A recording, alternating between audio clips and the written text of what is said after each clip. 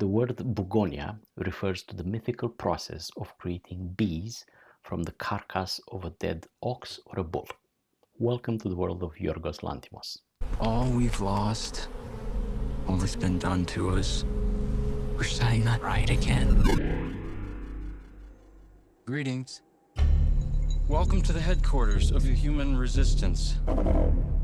Where's my hair? Your hair has been destroyed to prevent you from contacting your ship. What ship? Your mothership? Okay. Now, just from that clip, you know what to expect from a Lanthimos film. And even though this is not as weird as Poor Things, it resembles a bit more with the other ones like Kinds of Kindness or even The Lobster. Now, Bugonia does feel a bit more relevant to today's world. It asks some really sharp questions and actually challenges the audience a little bit with those questions. So the story follows Teddy, which is played brilliantly by Jesse Plemons. He's a beekeeper living in this rundown farm with his autistic cousin Donnie.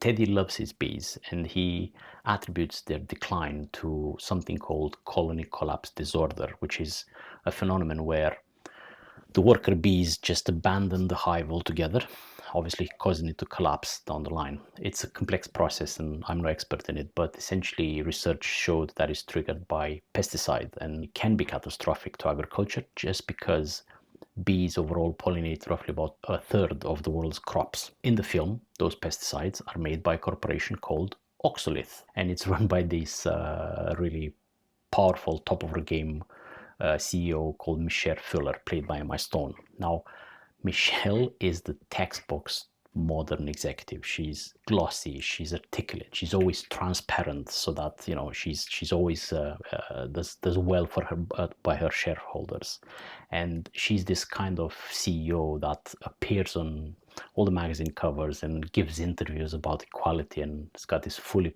polished jargon, corporate jargon, and all the while she's like carefully sidestepping any mentions of her overworked staff or all her diversity corporate campaigns. Now, from the start of the film, it's clear that these two, it's just the way the film is made.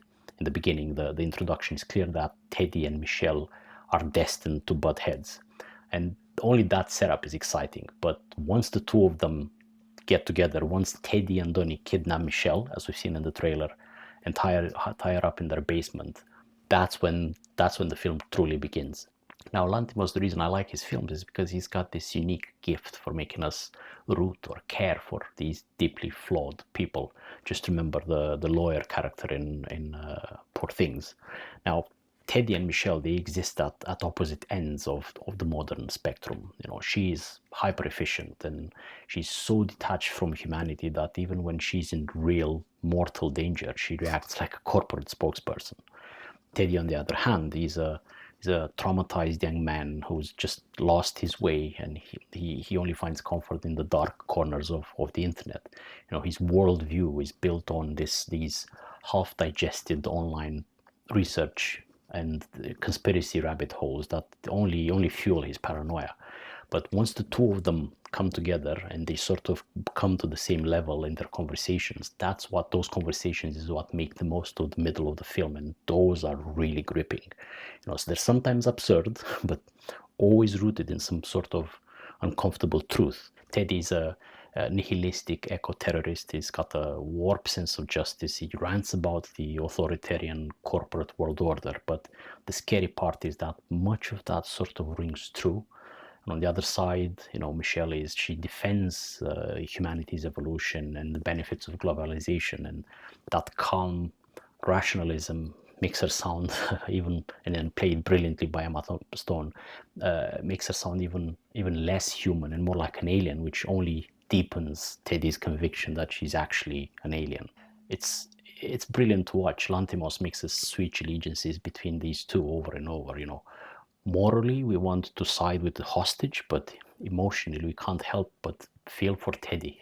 His pain is raw and is familiar, and Jesse Plemons plays him so well and with such precision and depth that even his delusions feel heartbreakingly human. And that's what Lanthimos does best.